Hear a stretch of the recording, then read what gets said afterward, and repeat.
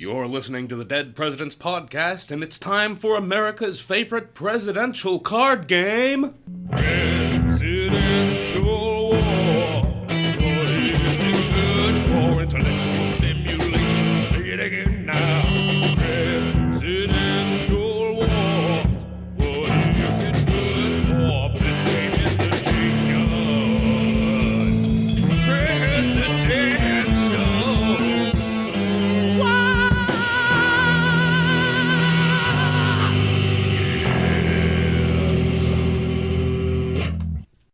That's right, it's Presidential War. I'm Stephen Lincoln Douglas, And I'm James J. Hamilton. and we've got an exciting and interesting iteration of the game today in which we are the presidents.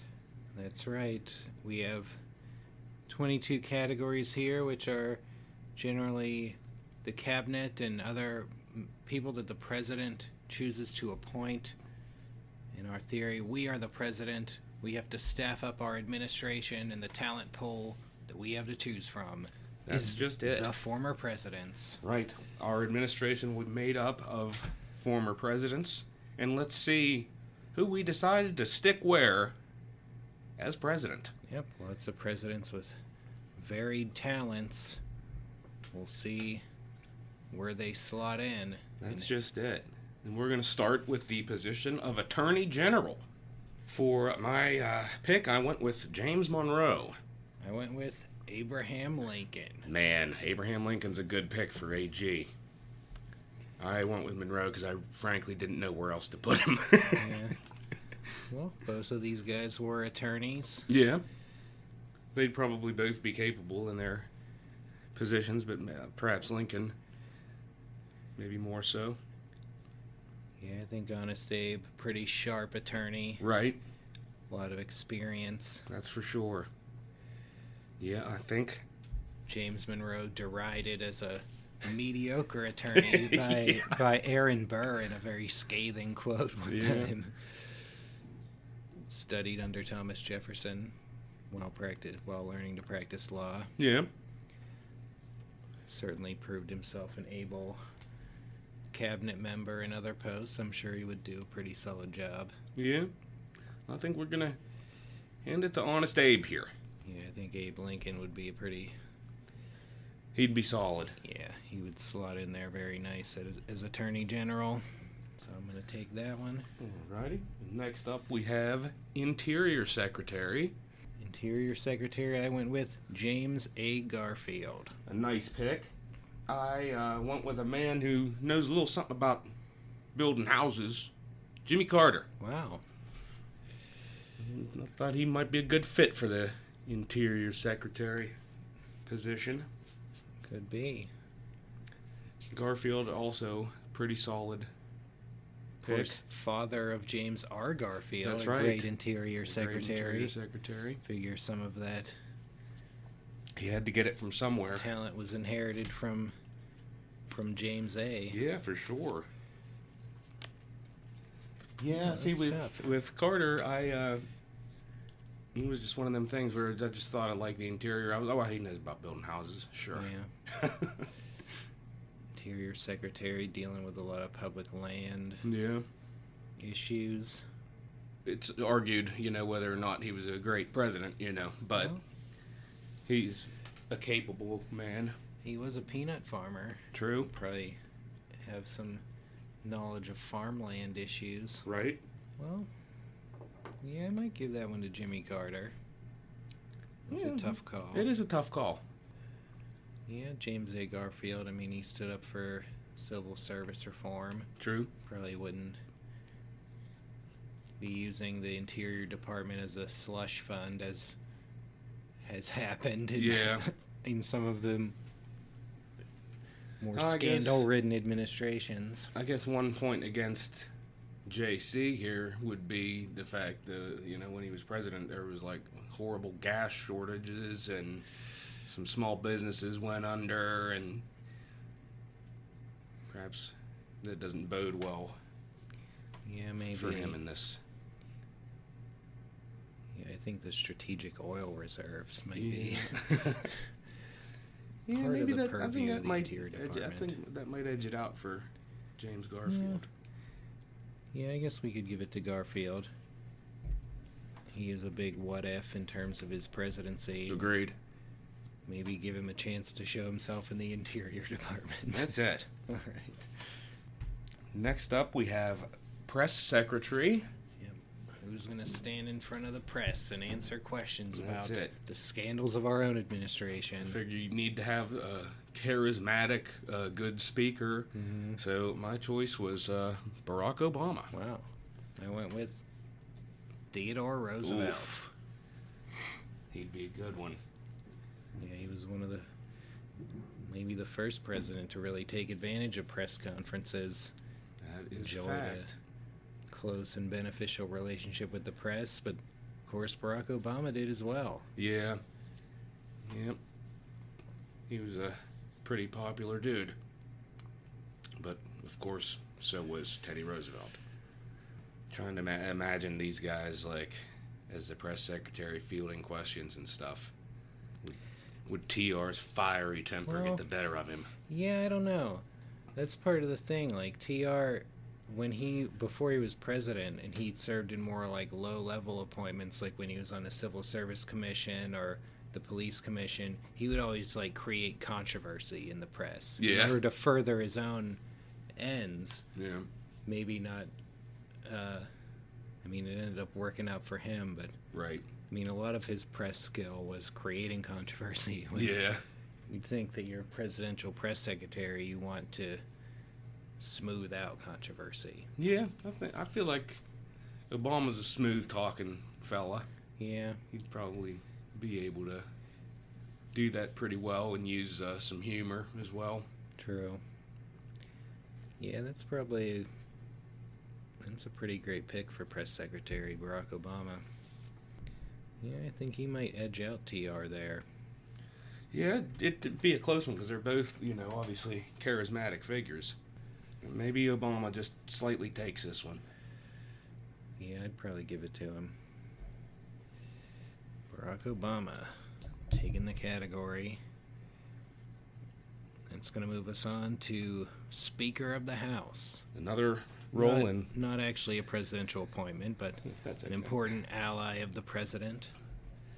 Let's see who we chose. I went with Gerald Ford. Nice choice. I went with Bill Clinton. Wow.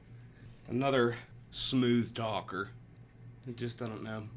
Just kind of see him in that role, but I kind of do like the choice of Gerald Ford. Yeah, Gerald Ford, of course, a very highly respected member of the House. So much so that they put him forth to be named vice president. Yeah.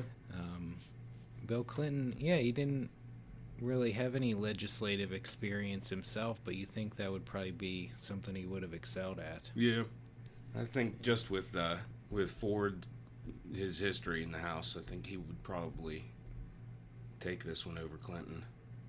Yeah, I guess I would give it to Ford just because he had more experience there. Yeah. More of a known quantity. Right. We'll go with Gerald Ford winning the Speaker of the House race. There we go. Which brings us to Commerce Secretary. Alrighty. Another important cabinet position. I went with Millard Fillmore. Oh, I went with Grover Cleveland. Nice.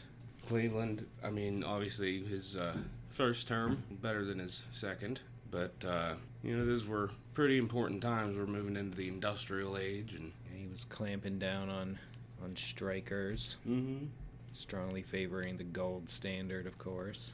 Right.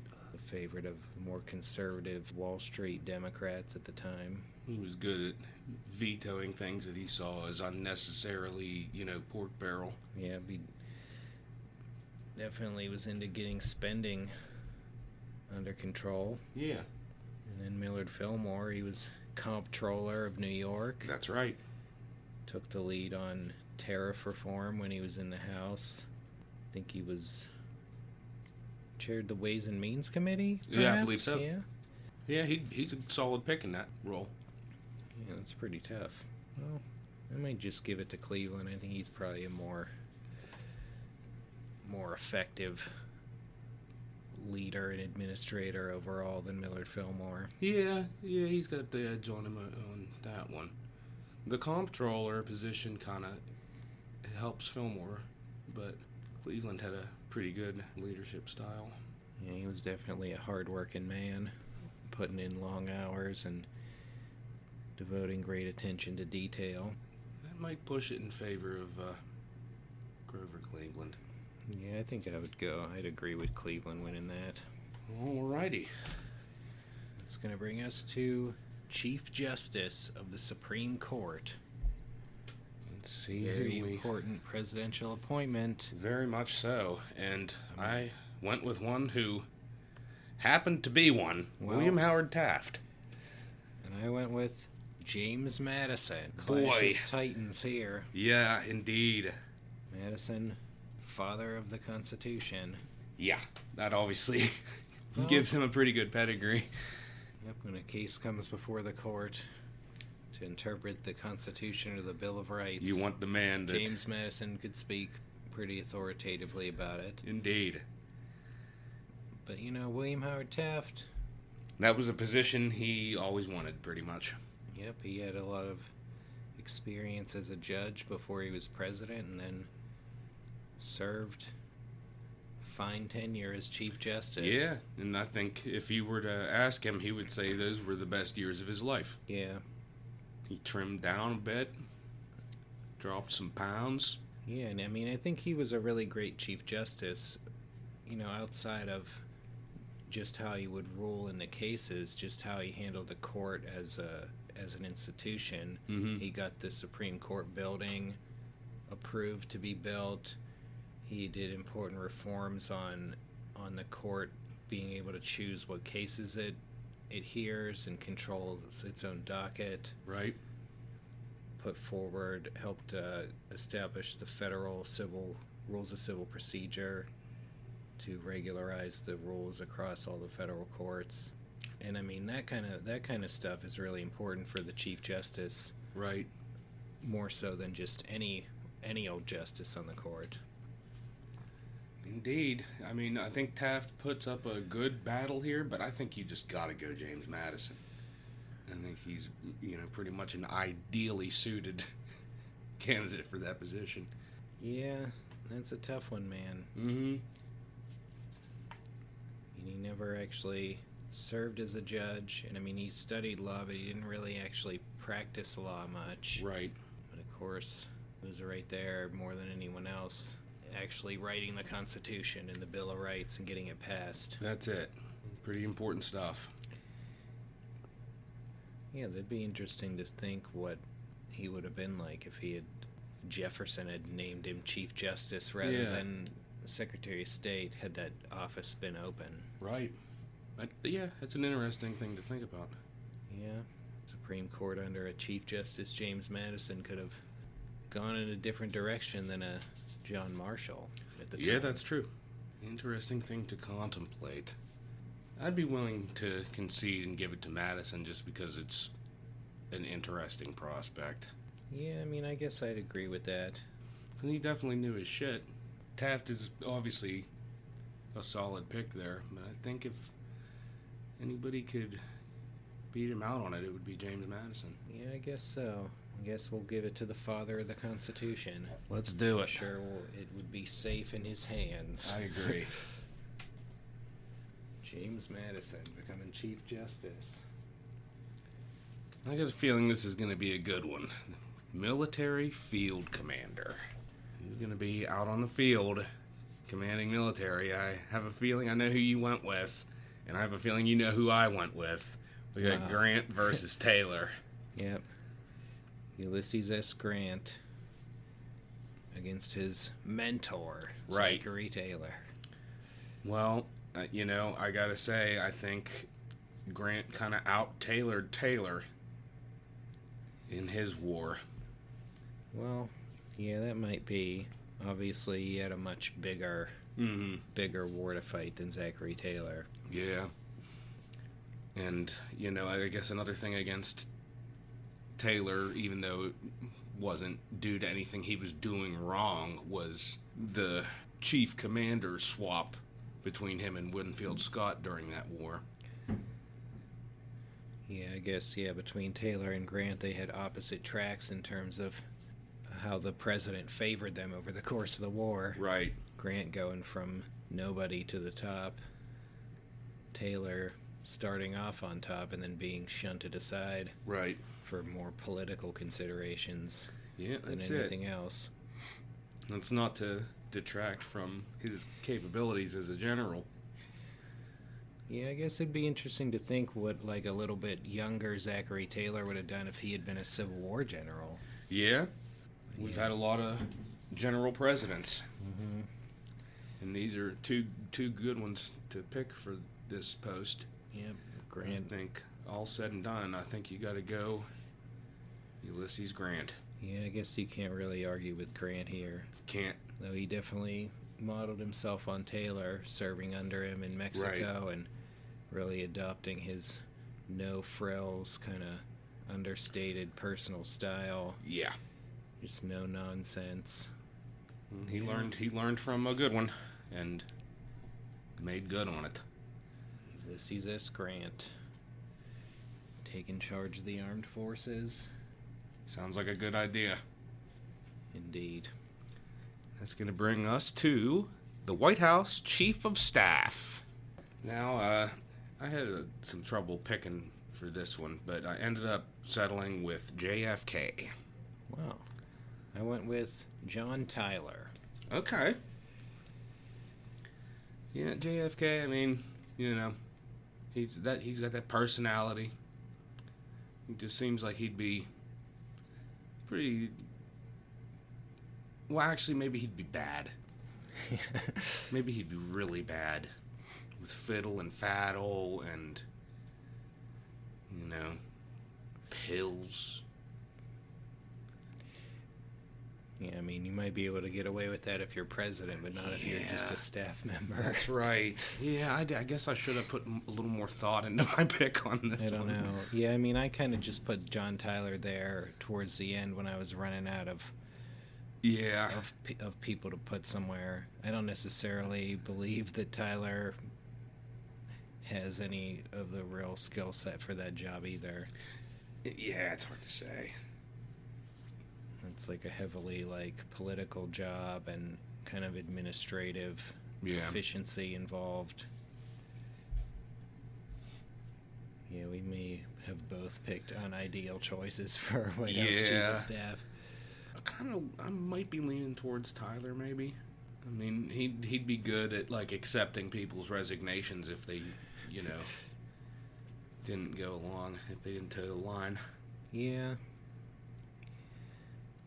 I mean, Tyler, at least, you know, he was willing to take the vice presidential nomination when no one else wanted it. He's at least willing to be a number 2 man. Right. He can stand up for himself when he has to, but...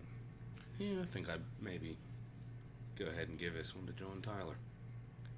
All right, yeah, that is a tough call, but... It is. Might as well give it to Tyler here. Yeah, he doesn't get too much love. Maybe we can let him take the lead on annexing something. Right. Next up, we have FBI Director. This was another kind of tricky one for me, but I ended up going with LBJ. Wow. He just seemed like, you know, he's no nonsense.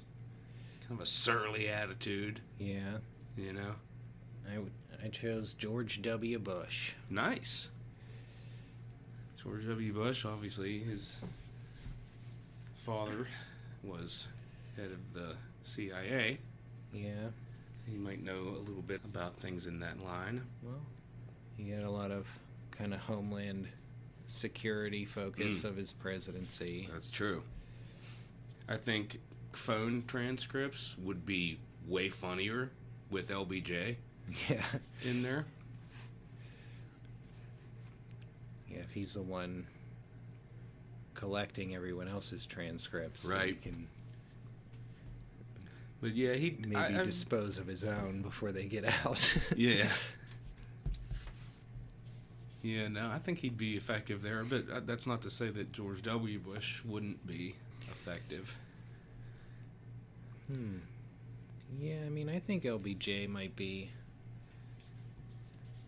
a little bit better choice there.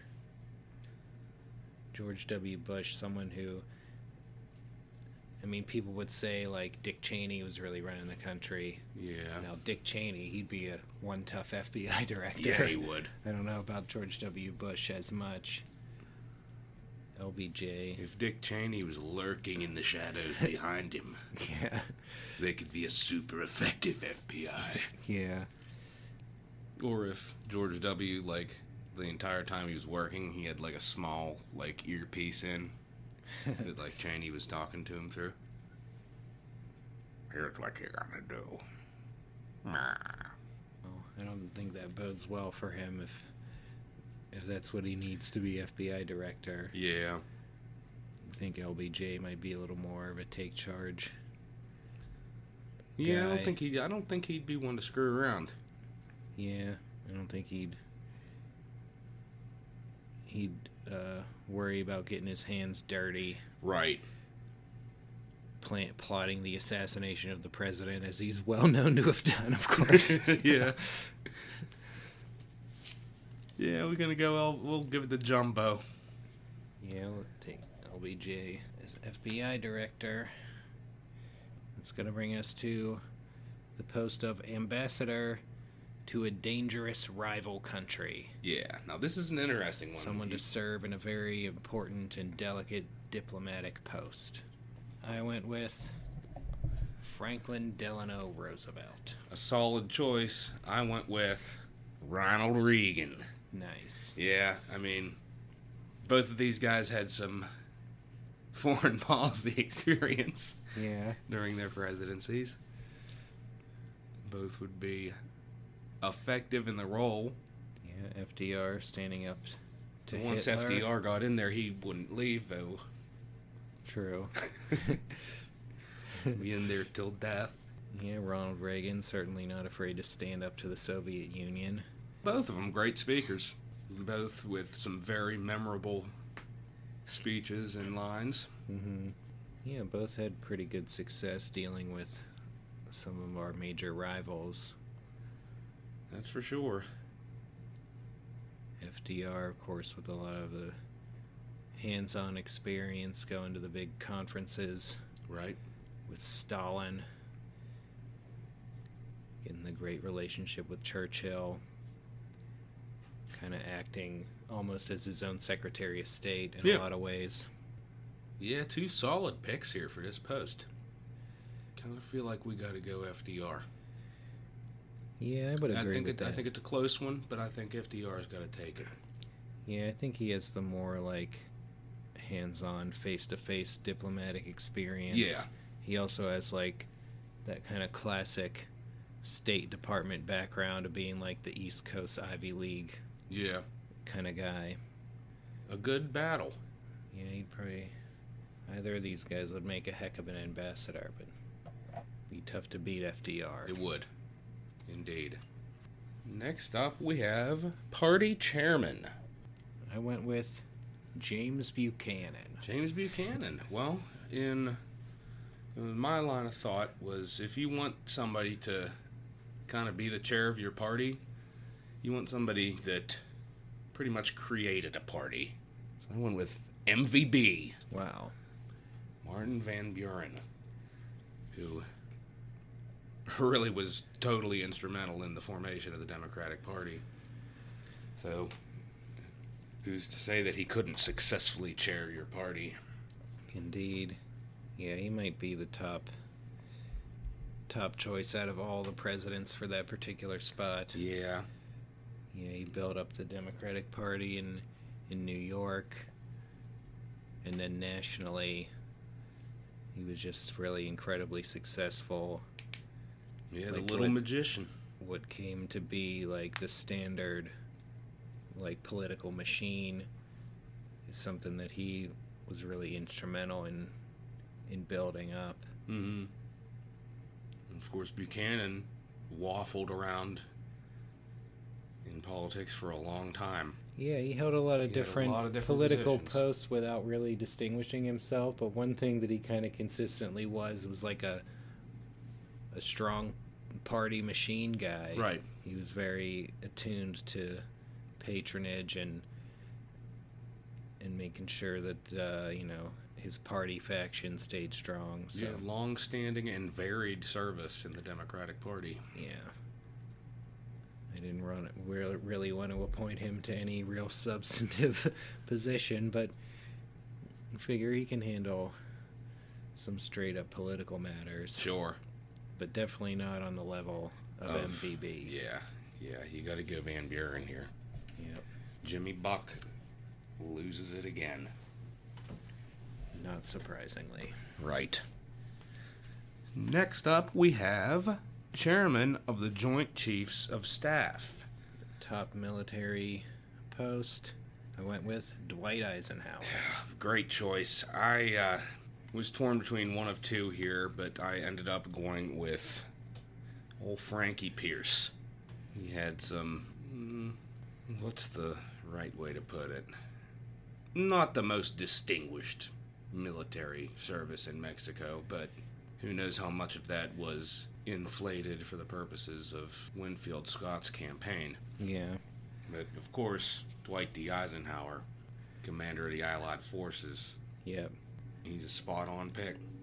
Right there leading the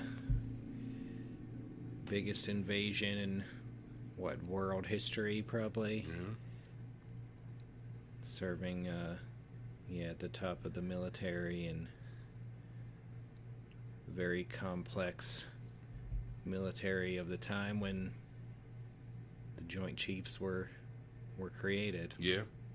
Well, just to be fair, we'll mention Pierce was also involved in an amphibious landing. True. In Mexico. But, yeah, it's going to have to go. I'm sure Dwight Eisenhower was planning, thinking, what would Franklin Pierce do? Yeah. Yeah, you got to go Ike. Yeah. A solid pick Yeah, for this post. Yeah, he's definitely probably one of the top guys you could choose for that post. Absolutely. Among the presidents. Dwight Eisenhower in the Joint Chiefs. Righty. Well, that's going to bring us to, and there's more than one of these. We already did Chief Justice of the Supreme Court, but Yeah. you also got to have a couple Supreme Court justices. Yep, choosing Supreme Court, very important part of the president's job. Absolutely.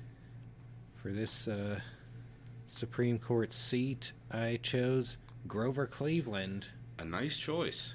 And I went with Rutherford Hayes. Nice. Hayes, obviously, experienced with the law. Yep, both men Both. started off as lawyers. Only one of them nailed a hot young wife. Well, Rutherford B. Hayes Not to diss Lemonade Lucy. had probably one of the more happier presidential marriages. That's for sure. Maybe He definitely perhaps had the a great most. wife. Indeed. But yeah, both of these guys are solid picks for a Supreme Court justice. Yeah, I think I like Cleveland for his great attention to detail. Right.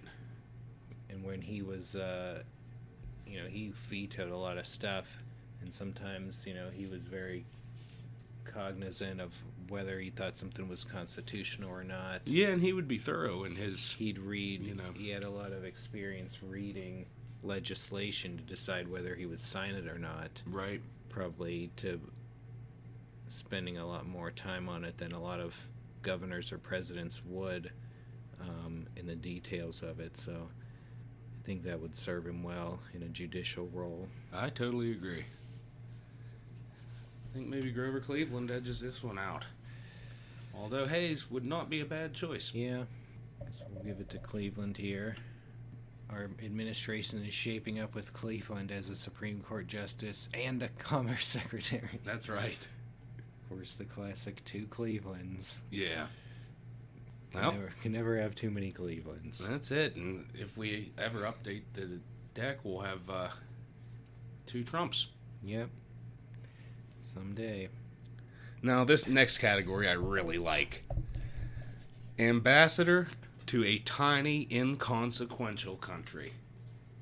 Yeah, Yeah, we have a couple categories that are not as much of an honor as Yeah, some, they're not and as flattering as this some of is these one of others. them. So, in terms of an ambassador to a tiny, inconsequential country, I went with William Henry Harrison. Alrighty, I went with Warren G. Harding. Nice. Yep, Warren G. Stick him in a little position there. He'll probably be all right, as long as he could, play some golf and play poker with his buddies. Yeah. Yeah, he'd probably start up a nice poker game in the capital of whatever inconsequential country he's in.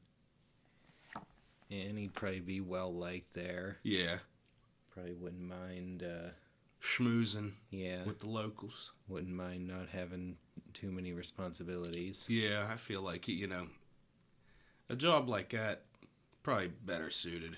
Yeah. And I mean, William Henry Harrison, of course, he was named the minister to Columbia.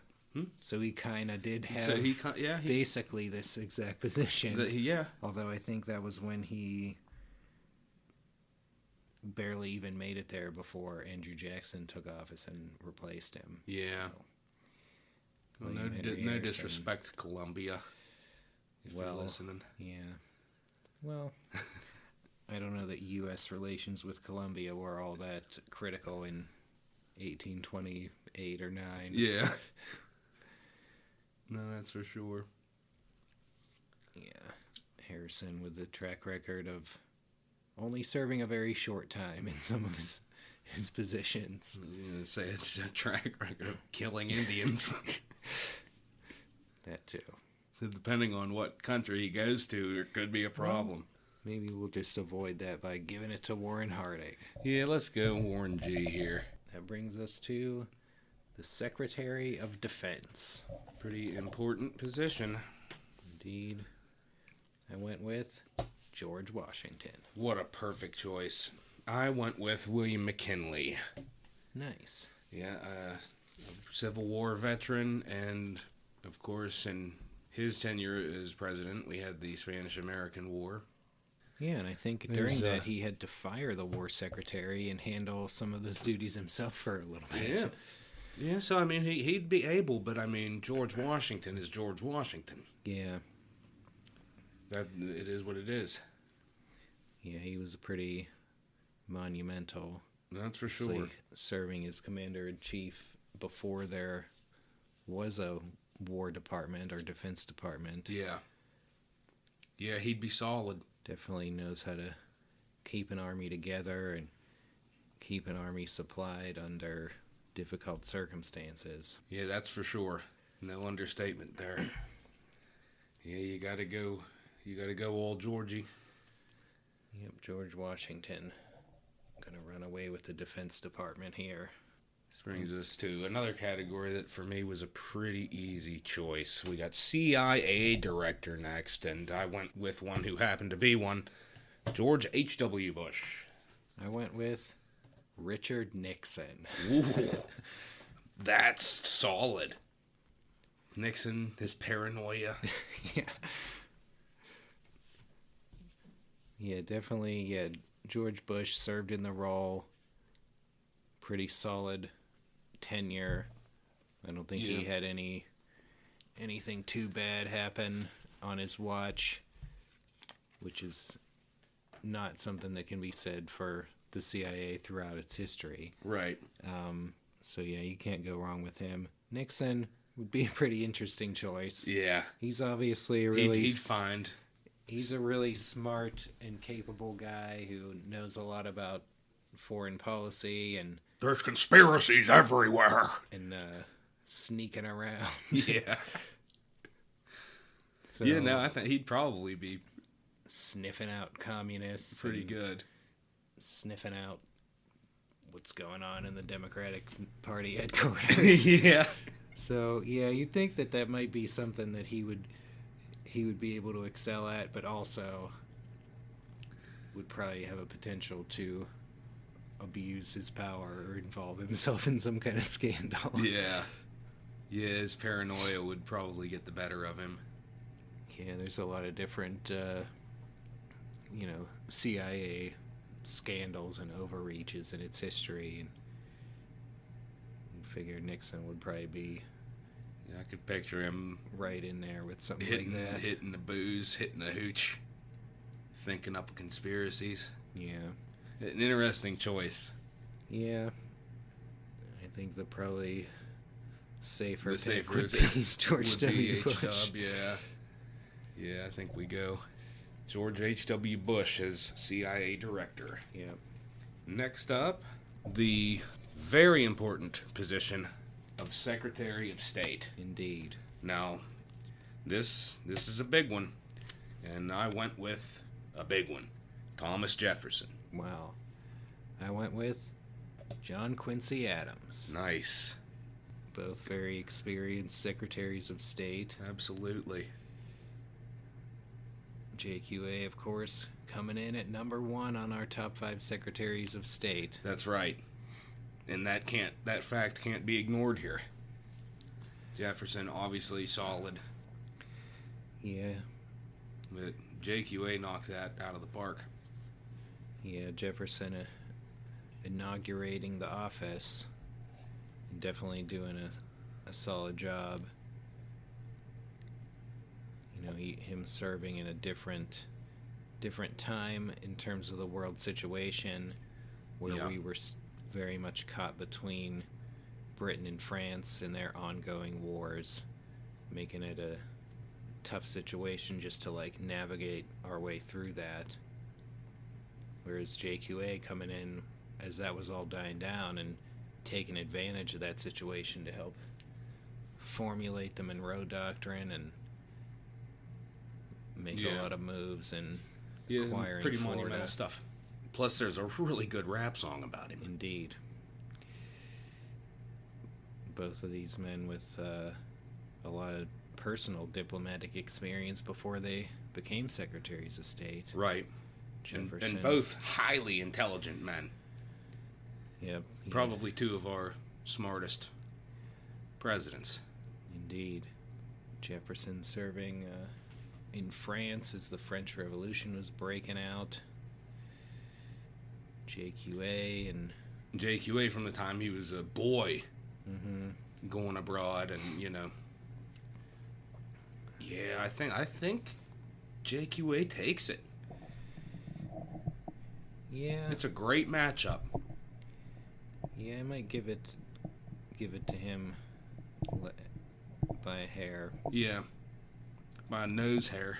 Ultimately, when Jefferson was Secretary of State, he may have been, slightly caught on the wrong foot in terms of how to deal with the French and their French Revolution, his affinity for them. Yeah.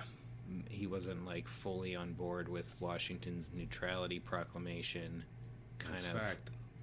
Wanting to side with France more when neutrality Was really ultimately proved to have been the way to go. Right.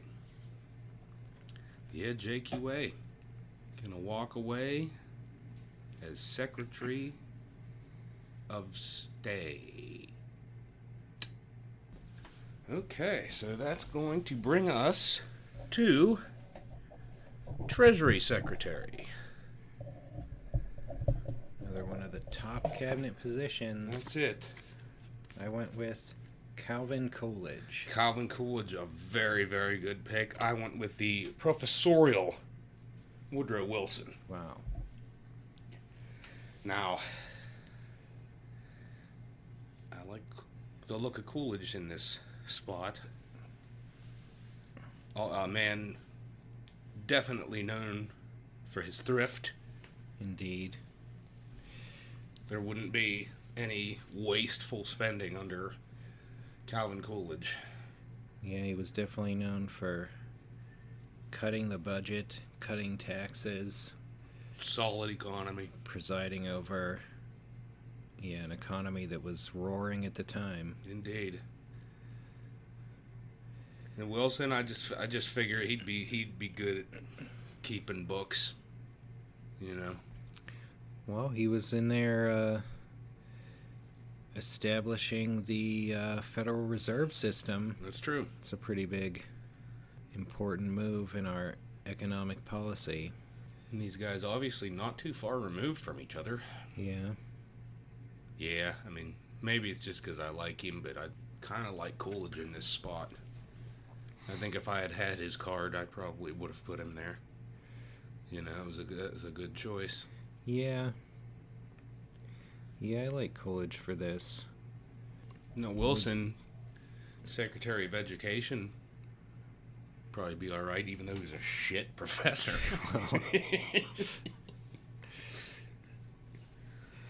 But yeah, I like the look of Coolidge here. Yeah, Wilson was probably a pretty good college president. You just don't want him teaching a class on Reconstruction. Right. Yeah, and who knows, Woodrow Wilson, he might stroke out during his Treasury tenure, and That could be bad. and then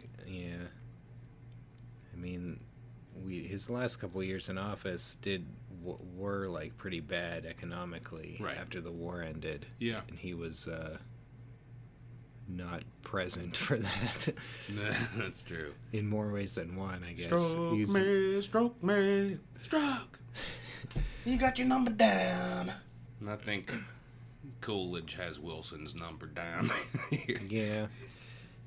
Calvin Coolidge gonna take over the Treasury Department. Pretty good pick there. It's gonna bring us to Senate Majority Leader. I went with Harry S. Truman. Nice. I went with the affable Chester Arthur. Nice. Arthur, a good back slapper. Of course, we talked about his redemption story in episode 21, going from the shady, smoke-filled back rooms, slapping each other on the back, making deals, to being a pretty, did a total 180 as president. Yep. Walking out into the bright light of signing the Civil Service Reform Act and the Chinese Exclusion Act. Right. So, I mean, I think he'd be fine in that role. Yeah. Harry Truman, though, the buck stops here, baby. Yeah. Well, he's definitely one of maybe not that many presidents who was actually in the Senate. Made a name for himself there. Yeah, with the help of old Tom Pendergast. Well, he got in there through the help of old Tom Pendergast, and then I guess made a name for himself in spite of that connection. That's true. With the Truman Committee investigating wartime spending and making sure there was efficiency and waste under control. And then, yeah, becoming a really respected member of the Senate to where he was chosen to be vice president. Right. Out of all the members of the Senate, because he was kind of the least offensive guy. Yeah. And was just pretty solid all around. Whereas when Chester Arthur received the vice presidential nod, people were flabbergasted. Yeah. That's true, although you could easily see Chester Arthur being named a senator. Yeah.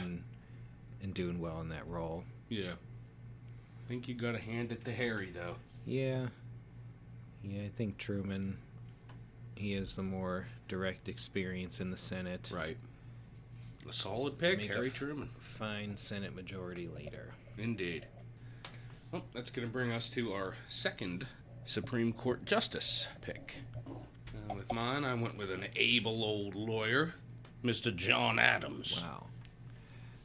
I went with Benjamin Harrison. Another pretty solid one. Now, John Adams, obviously one of the most, famous trials in early American history with the Boston Massacre. Proving himself, to put the law first. Indeed. Yeah, John Adams, definitely a brilliant lawyer, and made, a career for himself as a working lawyer. Yeah. So did Benjamin Harrison. Right. Despite coming from a famous family, he did work his way up in the practice of law. Yeah, interrupted only by the Civil War. Yeah. Yeah, I mean, I think overall John Adams is definitely more eminent as a lawyer and as a kind of constitutional theorist. He was, I think, instrumental in drafting the Massachusetts state constitution, Right. which is one of the more, I think, model constitutions of the early years. I'm sure he probably would have played a big role in the U.S. Constitution had he not been abroad in diplomatic service Agreed. during the Constitutional Convention. But definitely very influential. Yeah. I think, yeah, he would definitely prevail over Ben Harrison here. Yeah, we got to go John Adams. That's going to bring us to our second to last category. This one being the Deputy Assistant Undersecretary for Trivial Affairs. Another one of my favorite categories here. Yep. This is our other... A rather inconsequential post. Yep. Which is why I decided to put the dour Andrew Johnson in that position. I went with the extremely energetic Herbert Hoover. There you go. Well, I mean, you look at Hoover's work before he became president, pretty effective. I'm sure he would excel in this rather meaningless position. Yeah. Andrew Johnson would probably just be pissed off about it the whole time. Yeah. He'd probably...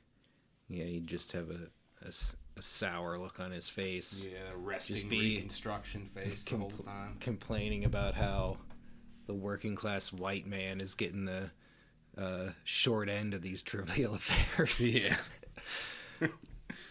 Yeah. Whereas I'm sure there is no trivial affair that Herbert Hoover wouldn't be able to come up with a solution for. Right. Yeah. I'm thinking Herbert Hoover going to take this one.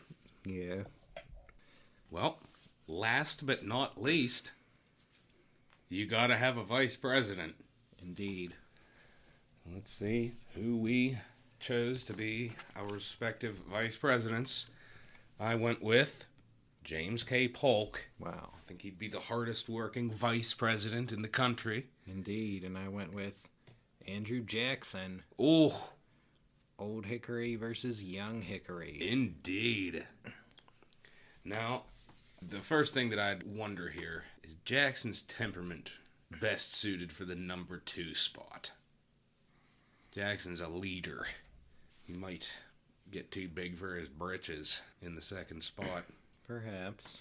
I think part of my thought here was that kind of what Abraham Lincoln said about Hannibal Hamlin, where he liked having, because Hamlin was a very radical Republican, and Lincoln would say that they're not going to assassinate me because then Hannibal Hamlin would be president. And he's even more stringent against slavery in the South. Yeah, see, on the other people side would of that think coin. Andrew Jackson is maybe kind of crazy, so they're Right. not gonna assassinate me because then they'll have to deal with Jackson. See, now on the other side of the coin, people would probably try to kill me to get Polk president. Maybe. Yeah, and then there's Polk. He's infamously, just extremely hardworking. Yeah. Well, you'd have to find a lot of stuff for him to do. Or else he'd get Because bored. the vice presidency doesn't really have much in the way of official duties. Yeah.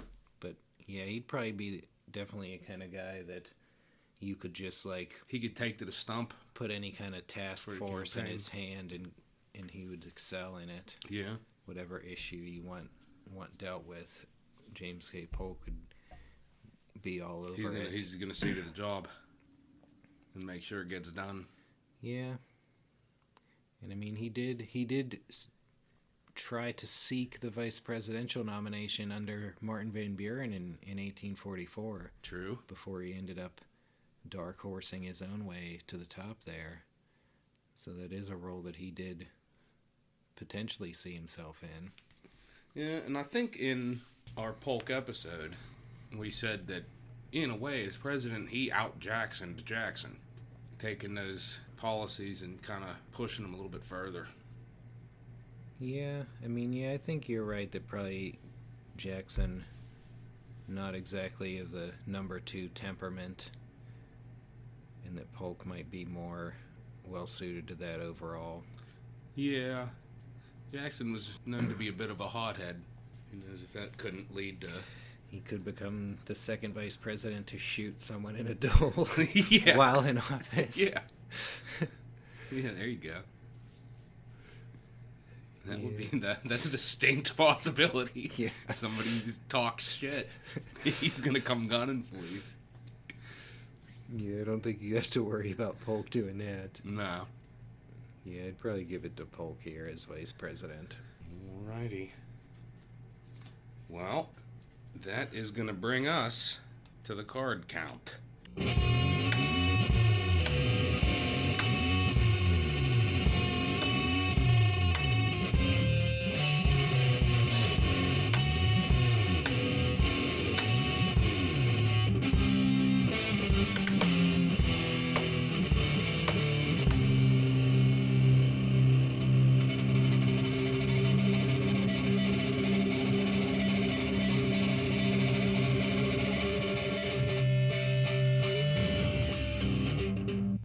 Back, and in keeping with what's become tradition here on Presidential War, Stephen Lincoln Douglas has lost the game with a total of 16 cards. Yep, I got 28 here. James J. Hamilton walking away with the Vic. Yeah, I think I really did. I mean, I got dealt, I think, a much better hand. Yeah. Because I had, It was a pretty good hand. I had Washington, Lincoln, both Roosevelts. In terms of the military positions, I had Grant, Eisenhower. Yeah. Yeah, I Some think really I really good. kind of had Really good draws. an unfair advantage to start off with. But the most important thing is that we had fun. Indeed. And we saw how, if we were president, how we would allot these fellers. Yep. It's definitely an interesting thing to think about. Yeah, and I'm sure this is a format that we'll revisit in the future. Yep, and another one that our listeners can play at home. That's it. Presidential War, a game of endless variety. That's it. That's why it's the number one presidential card game of all time. That's just it. 'Cause as we know, variety is the spice of life, and life is the Dead President's Podcast. Until next time, I'm Stephen Lincoln Douglas. And I'm James J. Hamilton. We'll catch you next time.